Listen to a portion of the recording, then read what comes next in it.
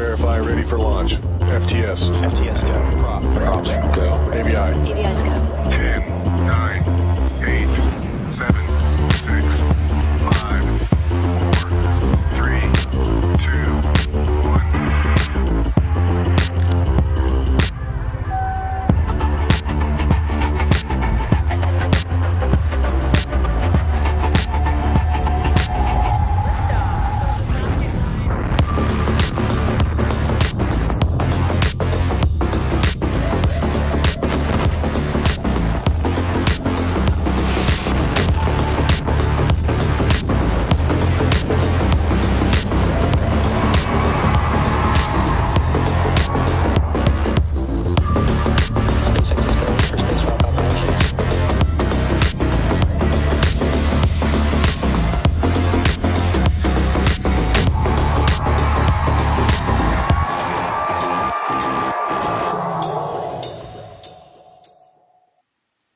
Hello and welcome to the NROL-105 launch webcast. SpaceX's Falcon 9 rocket is currently awaiting liftoff from Vandenberg Space Force Base in California.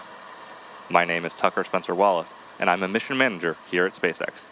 Today's mission carries a national security payload designed, built, and operated by the National Reconnaissance Office, or NRO. This will be the first of several national security missions on our manifest this year. The range is green, and we are on track for an on-time liftoff at 8:39 p.m. Pacific Time. If, for any reason, we are unable to launch today, a backup opportunity is available tomorrow at 8:04 p.m. Pacific Time, but for now, the weather is good with just a 0% possibility of launch weather constraints. We will not be showing any Stage 2 or deployment views today at the request of our customer. With that, let's meet our Falcon 9 rocket on the pad. The Falcon 9 rocket supporting today's mission is a two-stage rocket, designed for the reliable and safe transportation of satellites, cargo, and people. Starting from the very top of the rocket, we have the payload fairing. The fairing is a protective shell that houses all of the payloads, shielding them from the aerodynamic heating until the vehicle is outside the Earth's atmosphere. The shape of the fairing contributes to Falcon 9's overall efficiency, helping to reduce drag during flight. Once in space, the two fairing halves separate and fall back to Earth, where they will be recovered by our recovery vessel to be refurbished and reused on future flights. Both halves of the fairing are flight proven today, with one side flying for its 30th time and the other for the 13th. Right below the fairing is Falcon 9's second stage, which houses a single Merlin vacuum engine, or MVAC engine. Below the second stage is the black carbon fiber inner stage, and inside of that is where the MVAC engine is located. The inner stage connects the two stages and houses the center pusher that allows the first and second stages to separate during flight. Below that we have the first stage, or booster, that is fully loaded with about 1 million pounds of liquid oxygen and RP-1. The first stage supporting today's mission will be making its RP-1 load is complete. Second flight today. The first stage makes up the bottom two-thirds of the vehicle and has 9 Merlin M1D engines at the bottom, which generate more than 1.7 million pounds of thrust. About 2.5 minutes into flight, the first stage will separate and make its way back to Earth. Today, the booster is headed back to Landing Zone 4 at Vandenberg Space Force Base. Back to today's mission. Weather is looking favorable for launch, with just a 0% possibility of launch weather constraints.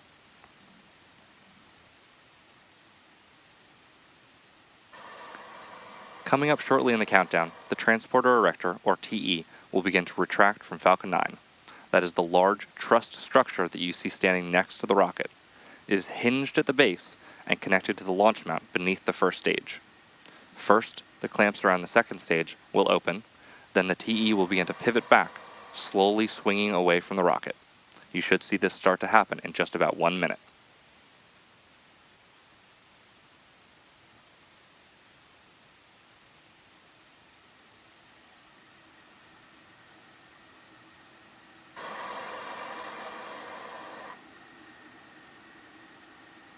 Falcon 9 tanks are pressing for strong back retract. And you just heard that call out there that we are beginning to press up the tanks to allow for the strong back to retract. You may also hear the TE called the strong back, though the strong back is just one of the components of the overall transporter erector.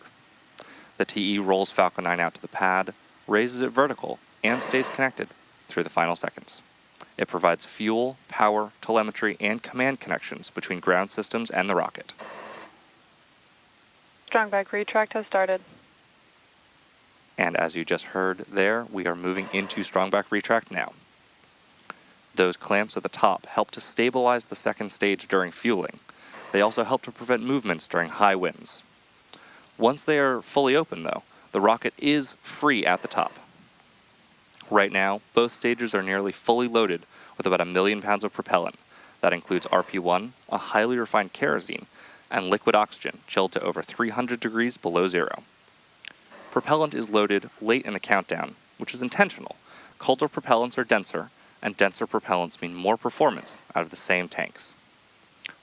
But before any of that propellant flows, the plumbing and engines need to be chilled down to prevent thermal shock and boil-off when the ultra-cold liquid begins to move.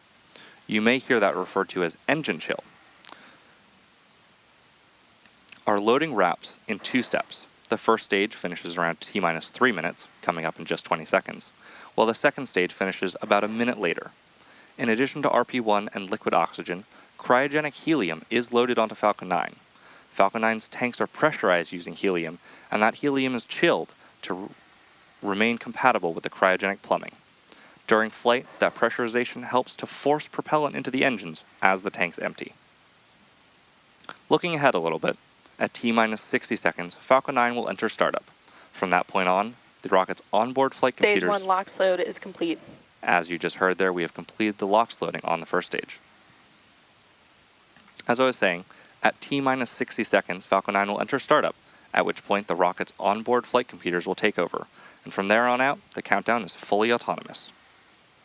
Just inside of T-minus 2 seconds, the 9 Merlin-1D engines will ignite, and once they're at full power, Falcon 9 will lift off the pad and begin its climb to orbit.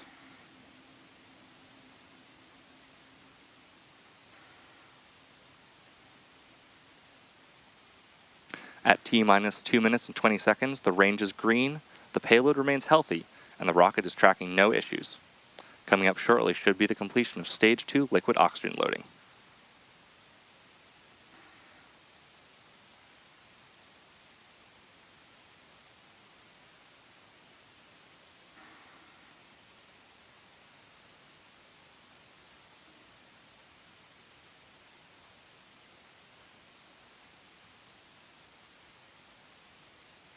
Stage 2 LOX load is complete.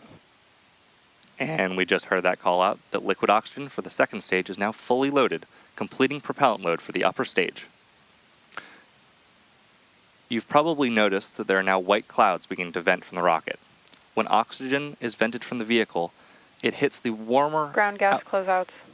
outside air, and it instantly condenses into clouds. It's the same principle as your breath on a cold morning, just on a significantly larger scale. Weather continues to be green for our scheduled liftoff at 8:39 p.m. Pacific time. As you just heard, the gas closeout has started, which refers to the venting and closing out of gaseous systems, such as topping off tanks and sealing vents to maintain pressure. Standing by now for confirmation that Falcon 9 is in startup. As you just heard, Falcon 9 is now in startup. At this point, the autonomous flight computers have taken over the launch countdown, and stages 1 and 2 are pressurizing for launch.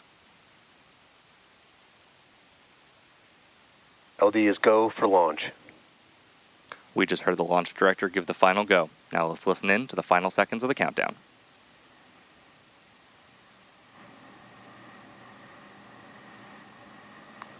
T-minus 30 seconds.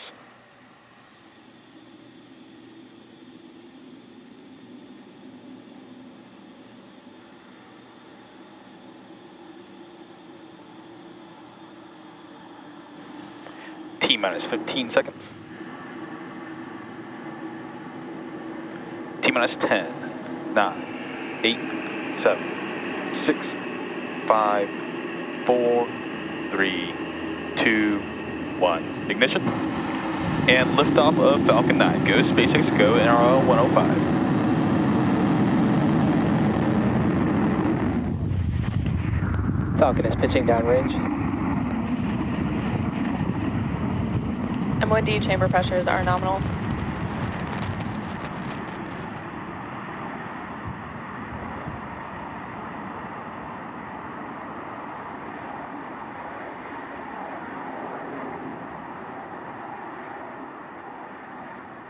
At T plus 33 seconds and counting, Falcon 9 has lifted off from Vandenberg Space Force Base in California. In just a few seconds, we'll throttle the engines down in preparation for Max Q, which stands for Maximum Dynamic Pressure. Power and telemetry nominal.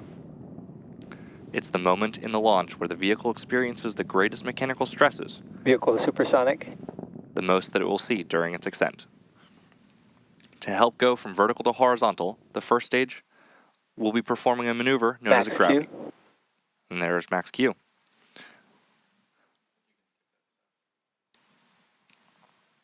Falcon 9 has just passed through Max Q. The rocket typically needs to go 17,500 miles per hour horizontally in order to avoid being pulled back to Earth MVAC chill. and get into orbit. As you just heard, we're chilling the MVAC engines in preparation for stage separation. So we now have several events coming up in quick succession, and we should hear all of them called out by Mission Control, starting with main engine cutoff, or MECO, then stage separation, stage 1 flip, SES-1, and the boost back burn. MECO is where we shut down all 9 M1D engines on the first stage. Stage separation is where the first and second stages of Falcon separate from one another. Stage 1 flip is when the booster uses its nitrogen gas thrusters to flip the booster around. Depending on the mission, Falcon may perform a fast or slow flip. Today, the booster will perform a fast flip because it will be returning to land. MECO. Stage separation confirmed.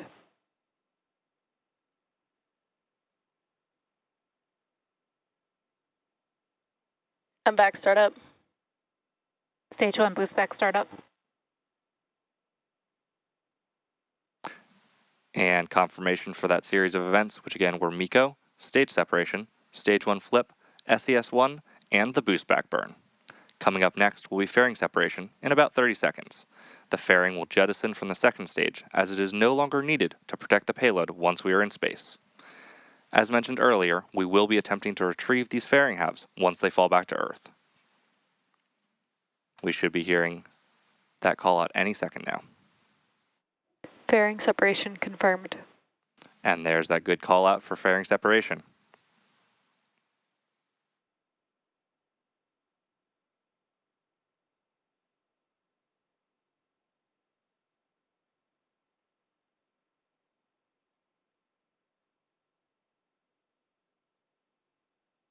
Boost back shutdown.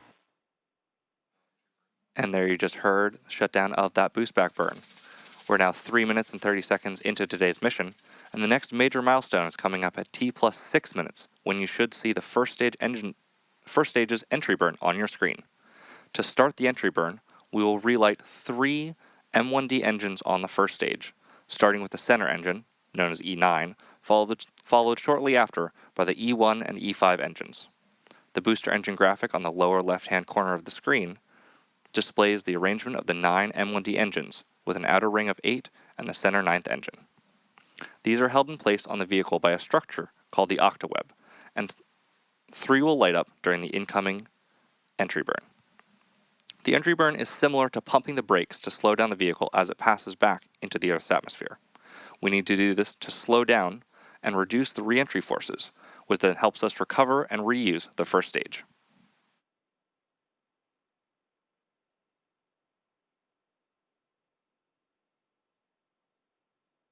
During the entry burn, Falcon 9 is decelerating by firing its Merlin engines, but the vehicle is still moving quite fast. This causes it to fly through Merlin's exhaust engines, also known as the rocket's plume, which deposits a layer of soot on the vehicle's surface.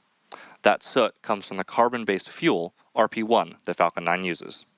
With each flight, that layer of soot builds up a little bit more on the surface of the vehicle, and that's why our flight-proven vehicles look the way that they do. We are just under a minute away from the beginning of the entry burn. On the left side of your screen, you can see the first stage decelerating and making its way back to Earth. The first stage is not only using the Merlin engines during re-entry and landing process, it also uses its titanium grid fins and nitrogen gas thrusters for stability and control. Again, Falcon 9 will be attempting to re-land today at Landing Zone 4 at Vandenberg Space Force Base. And again, at the request of our customer, we will not be displaying views of Stage 2 today. We are roughly 15 seconds away from the beginning of the entry burn. As a reminder, Falcon 9 will relight just 3 of the 9 M1D engines for this brief entry burn.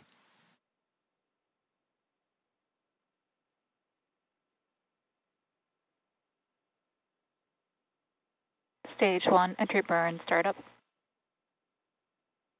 And you can see on your screen there that we have begun the entry burn for the Falcon 9 first stage. This burn is set to last about 15 seconds and is slowing down the vehicle in preparation for its final burn and landing. Entry burn shutdown.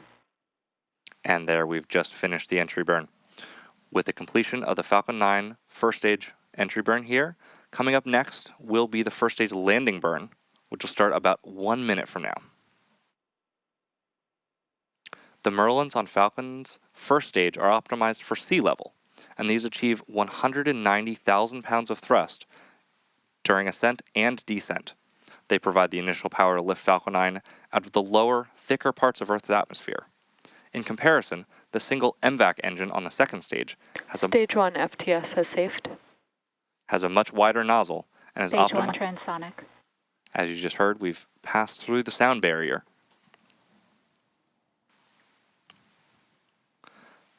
Coming up next in just a couple of seconds, we'll have the start of the landing burn for the first stage. The landing burn is the final burn of the Falcon 9 Stage booster. 1 landing burn. And you just heard, and you can now see on your screens, we've begun the landing burn.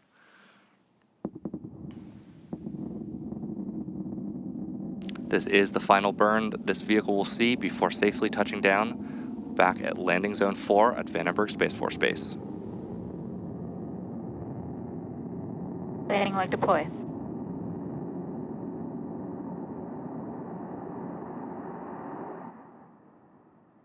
Stage 1 landing confirmed.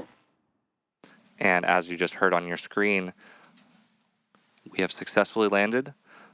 This was our 560th booster landing for SpaceX. This is also the second launch and landing for this first stage. This mission also represents a significant milestone for SpaceX, as it is targeted to be the 600th overall completed mission of a Falcon vehicle. As a reminder, we will not be showing any Stage 2 or deployment views at the request of our customer. So with that landing of our Falcon 9, we'll be bringing the webcast to a close. We'd like to thank the National Reconnaissance Office for entrusting us with today's mission. And we'd also like to thank the Range and FAA for their support. If you're interested in more launch coverage, as you just heard there, Stage 2 MVAC has shut down. As I was mentioning, if you're interested in more launch coverage, head over to spacex.com/launches for the most up-to-date information.